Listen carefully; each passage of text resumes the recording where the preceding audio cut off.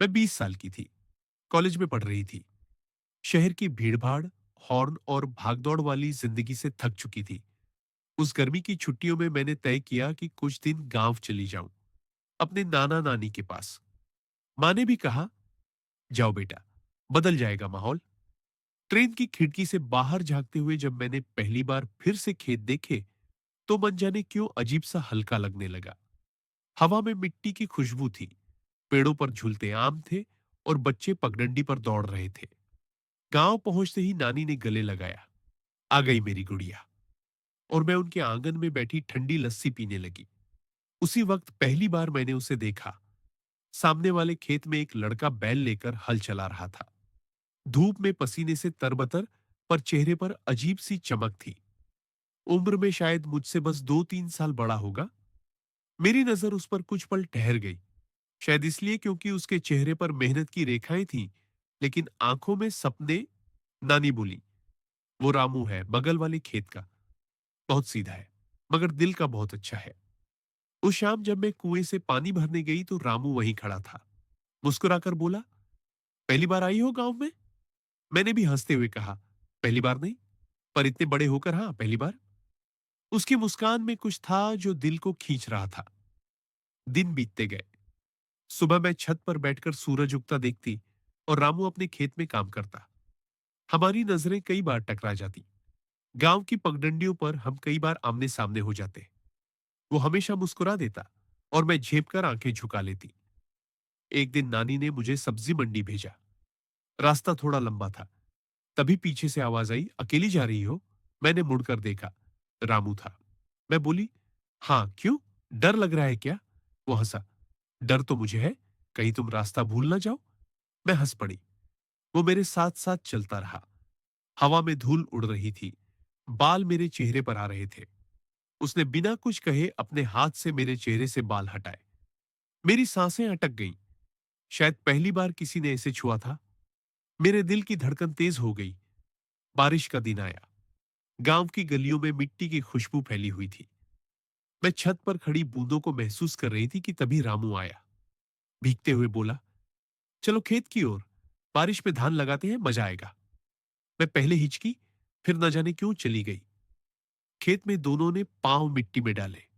वो मिट्टी से लथपथ होकर हंस रहा था और मैं भीगती हुई पगली बन गई थी। एक पल ऐसा आया जब फिसलते फिसलते मैं उसके सीने से जा लगी। उसकी गर्माहट और धड़कन इतनी पास थी कि मैं कुछ पलों के लिए सब भूल गई। उसने धीरे से कहा, तुम्हारी आंखों में शहर की रोशनी है और मुझे उसमें डूब जाना अच्छा लगता है। मेरे होंठ कांपे पर आवाज नहीं निकली। गांव में धीरे धीरे चर्चे शुरू हो गए।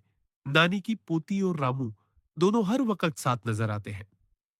नानी ने मुझे समझाया, बेटा, गांव वाले बातें बनाते हैं, संभल कर रहना। पर दिल कहाँ मानता है। एक रात बिजली चली गई। आंगन में अंधेरा था। मैं खाट पर बैठी थी। तभी किसी ने धीरे से आवाज दी, सुनो। मैं चौंकी। रामू था। इतनी रात, अगर किसी ने देख लिया तो? वो बोला, बस एक बार तुम्हें देखना था। कल मैं शहर जा रहा हूं मजदूरी करने, पता नहीं कब लौटूं। उसके शब्द सुनकर दिल बैठ गया। मैं उठी और उसके सामने जा खड़ी हुई। अंधेरे में उसकी आंखें भीगी हुई थी। मैंने पहली बार उसकी हथेली अपने हाथ में ली। मेरे अंदर एक अजीब सी ताकत और नरमी दोनों साथ उमड़ पड़ी। सुबह उसने सच में गांव छोड़ दिया। मैं कई दिन तक उसकी याद में खोई रही। खेत सुनसान लगते थे, पगडंडियां सूनी लगती थी।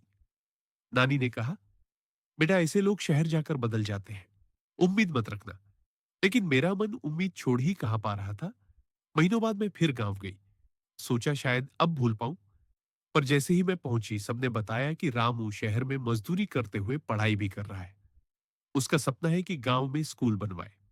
मैंने मन ही मन सोचा, वो लड़का जिसे लोग मामूली किसान समझते थे, असल में कितना बड़ा इंसान निकला। 2 साल बाद गांव में स्कूल खुला। उद्घाटन के दिन मैं भी पहुंची।